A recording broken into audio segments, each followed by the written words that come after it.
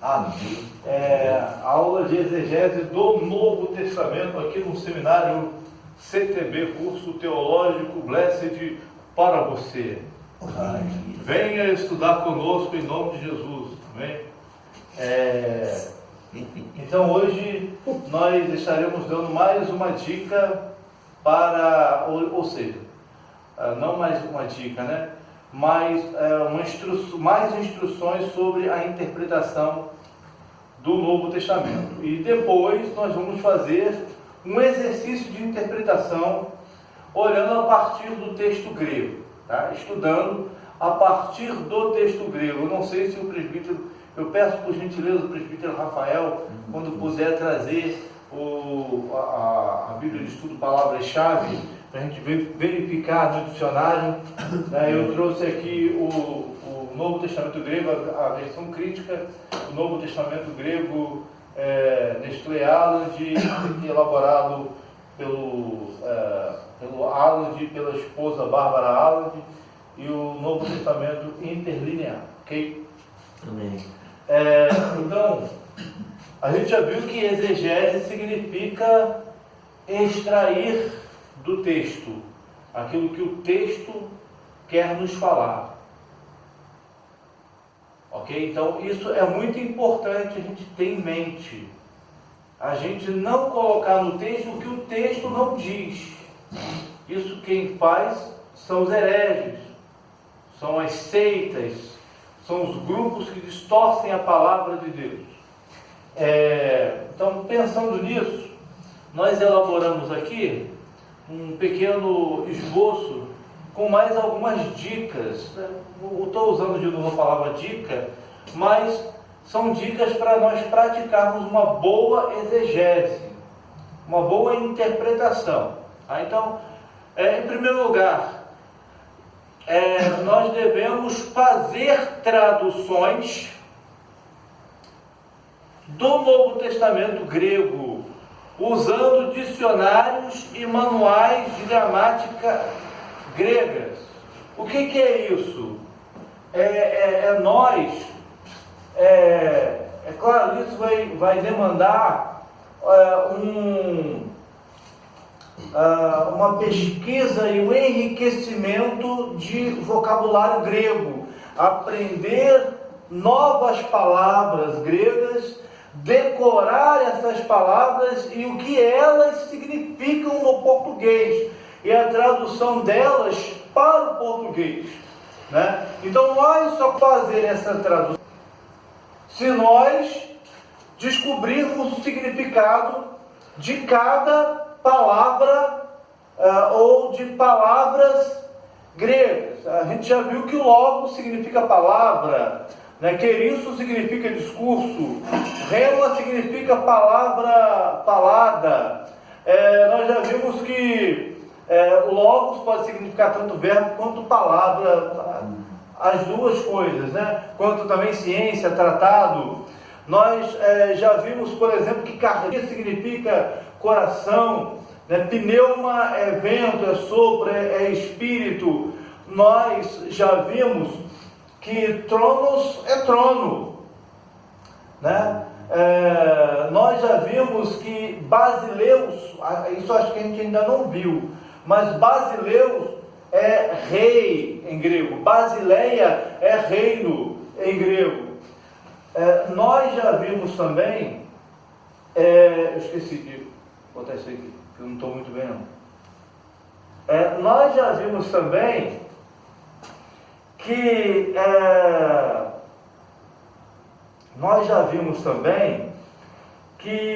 antropos é homem, andrias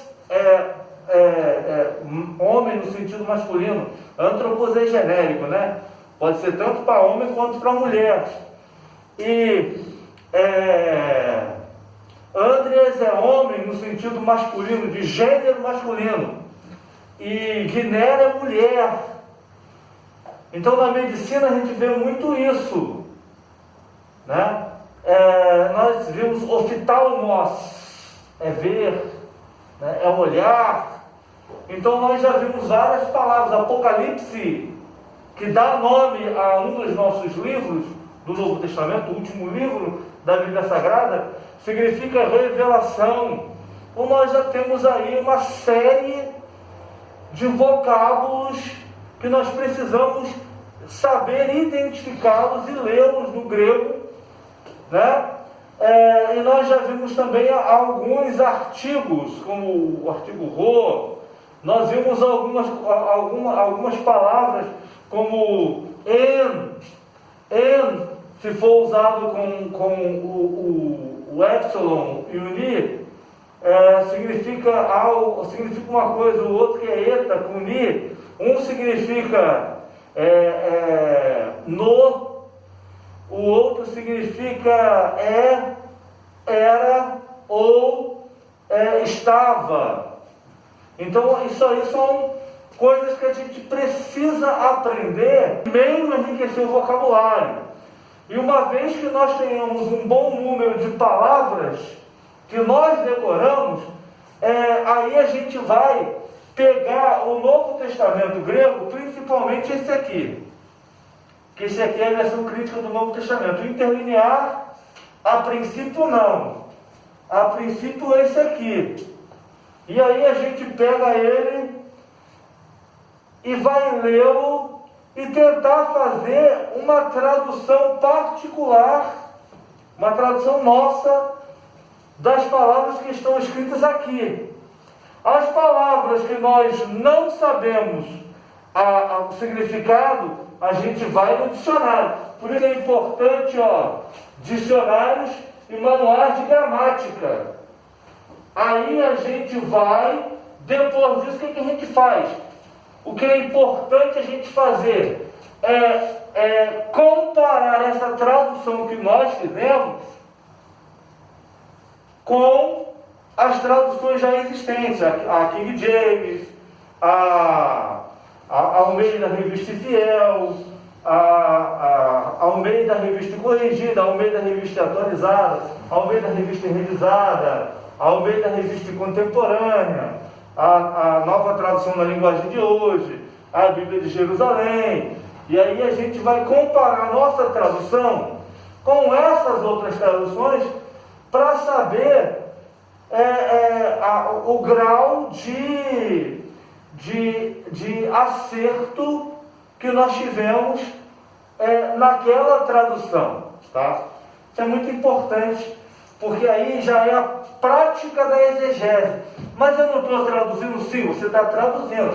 Mas ao você traduzir, você já está praticando uma exegese, uma interpretação a partir do texto grego. E esse exercício ele é muito rico, porque ele abre a nossa mente. A gente pega aqui o texto do grego, né?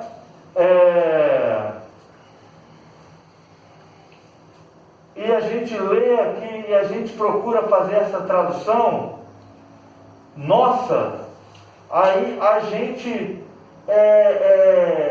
acaba decorando o significado das palavras e os tempos verbais também. Por isso é muito importante fazer essa tradução. Em segundo lugar, nós devemos comparar as traduções variadas com o texto grego do Novo Testamento. O que é isso? É a gente ter várias traduções. Eu fui presenteado pelo nosso irmão com o Novo Testamento judaico. A gente pega o Novo Testamento judaico, a gente abre naquele texto que a gente está estudando, aí a gente pega a nova versão da linguagem de hoje, abre naquele mesmo texto, a gente pega outras versões, King James, né? A Bíblia de Jerusalém, outros textos abrem, outras versões, né? Abrem, e aí a gente vai ler, aqui essa palavra aqui é traduzida por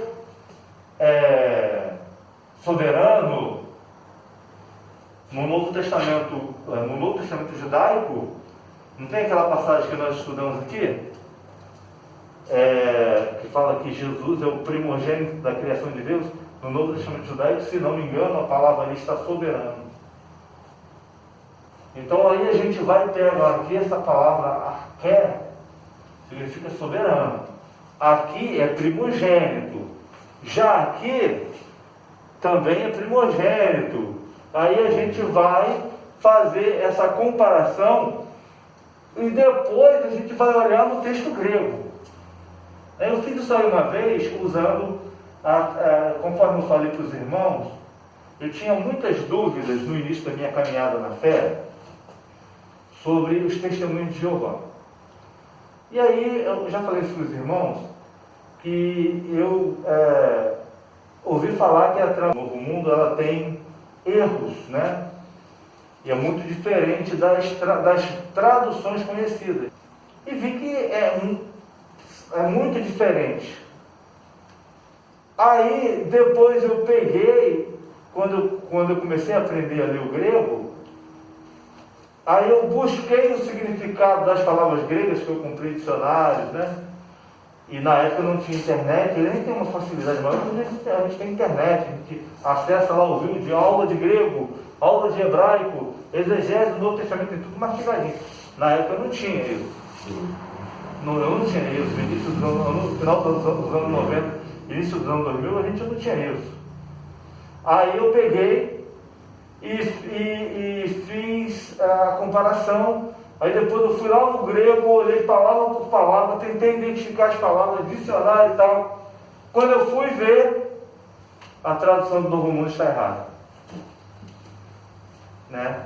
Então, fazer isso é fazer esse exercício. Comparar as traduções variadas entre elas mesmas e depois comparar essas traduções com o texto grego do Novo Testamento. É muito importante. Tem algumas traduções que eu vi agora recentemente, não é o caso aqui, mas no Antigo Testamento fala que um dos filhos de Noé é Cã. Aqui na minha Bíblia está Cã com C-A-N. Tem algumas Bíblias que estão botando cão. C-A-O-T-I-O. Qual seria? No caso, acho que a minha outra Bíblia que está. Essa aqui eu acho que está cão também. Sim, eu já vi isso também. Já vi. É o filho de Noé, né? Sem cão já fé, ela está cão. Em algumas Bíblias está cão.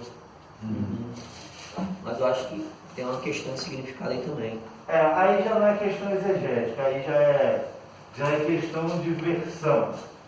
Porque cã, veja bem, a pronúncia cã, ela está bem próxima da pronúncia cão. Sim. Entendeu? Então, assim, não é bem uma questão de tradução, é uma questão de pronúncia da palavra. Para eu ver isso para você, Sim. eu deveria estar com o Pentateuco interlinear aqui. Eu não estou. Mas quando eu chego em casa, eu pego o Novo Testamento, pego o Pentateuco interlinear. Mas e aí, ninguém se opõe? Não, porque são versões. Segundo tudo indica, a primeira versão da tradução o primeiro ou o segundo, eu não lembro se na verdade foi a primeira, a segunda ou a terceira, mas está no arquivo da Biblioteca Nacional. Uma das primeiras, vamos botar assim, uma das primeiras, para não errar, né? Em uma das primeiras versões da tradução de João Ferreira de Almeida, o nome que está lá não é Jesus. É Jesus que está lá. Que é uma pronúncia que está mais próxima da pronúncia grega. Talvez a pronúncia na época seria Jesus. Né? Porque a regra do português, os irmãos, acredito que os irmãos não sabem, os irmãos vão saber agora. Quando o S estiver no meio de duas vogais, ele tem o som de Z. Né? Então, da mesma forma, o R, quando ele está no meio de duas vogais, tem o som de IRE. Mas aí o nome ele estaria no grego, aí o sigma se aplicaria a essa regra? Então, nós, como portugueses, sem conhecermos o grego, nós leríamos Iesus. Mas sabendo que no grego, o som que tem o som de S, aí nós lemos Iesus. Entende? Então, só que aí, nas últimas versões da tradução de João Ferreira de Almeida, já foi atualizado para Jesus. Aí botaram o J lá. Porque quando João Ferreira de Almeida fez a tradução na época dele, século XVII, o som do J ainda não tinha se popularizado, ele já existia, mas ainda não tinha se popularizado. Então colocou-se lá, o J depois, né? Mas aí, essa questão é a menor, é a de menos. Por quê? Porque o nome hebraico de Jesus é Yehoshua. O nome aramaico do Salvador é Yeshua. Então, se fosse fazer questão do J, se fosse para fazer questão do J, o próprio Salvador teria feito questão do Rô que faltou lá.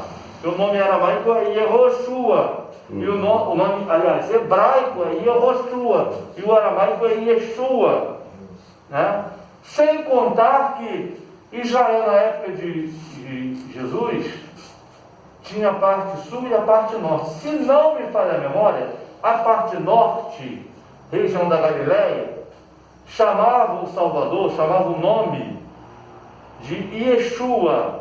A parte sul chamava Yeshu. São abreviações do nome. Entendem? Então, isso é bom até a gente ver, para a gente observar a diferença. Sim. Mas no sentido do significado em si, já não tem tanta importância. Né? Mas é bom a gente saber as pronúncias hebraicas dos nomes, para quando a gente estiver lendo a versão judaica, ou uma versão como a King James, por exemplo, a gente já vai estar habituados, né, àquela tradução. Em terceiro lugar, os exegetas não devem interpretar o texto com suas visões de mundo. Nós somos exegetas, nós somos intérpretes, nós aqui somos hermeneutas. Já falei para vocês que são as três ciências, né? Hermenêutica, exegese e homilética. A hermenêutica são as regras da interpretação, a exegese é a prática da interpretação, portanto, daqui a pouquinho nós vamos praticar essa interpretação, e a homilética é o resultado da interpretação. O que nós pregamos no púlpito, o que nós ensinamos na escola dominical, ou no culto de doutrina, é o resultado da interpretação que nós fizemos. Né? Então, quando nós formos fazer essa interpretação, nós devemos nos esvaziar dos nossos pressupostos teológicos e religiosos. Eu não posso ler a Bíblia com um olhar ocidental, com um olhar de um homem do século XXI. É importante, e aí entra também a questão da interpretação, levando-se em consideração o contexto histórico e geográfico, né? Mas é importante que nós estamos lendo um texto que foi escrito no Oriente, que eram judeus, em sua maioria. O único que se discute, na verdade ninguém sabe ao certo, mas que se discute que ele não era judeu, era Lucas, mas eram homens orientais, eram em sua maioria judeus, e que viveram há 2000 anos atrás. Então é importante que quando nós estivermos fazendo a leitura, tanto da tradução quanto dos originais, a gente não coloque no texto aquilo que a gente acha que o texto deve significar, mas a gente deve procurar extrair, olha a palavra exegese, a gente deve procurar extrair do texto que ele quer nos ensinar. E aí nós devemos evitar palavras tal qual eu acho, eu penso. Em textos obscuros nós até podemos usar a palavra eu penso. né? Nós devemos evitar de falar a palavra, ó, na minha visão, não. Na hora da interpretação, esqueçam da sua visão. Na hora de ler a Bíblia, na hora de interpretar, seja na tradução, seja no grego, já falei para vocês, uma interpretação mais profunda é a do grego. Uma exegese mais profunda é nos originais. Porque só os originais vão transmitir o pensamento do autor com mais profundidade, com mais certeza, com mais convicção. Então é importante que a gente faça isso ao fazer a interpretação do texto do Novo Testamento e até também do Antigo Testamento.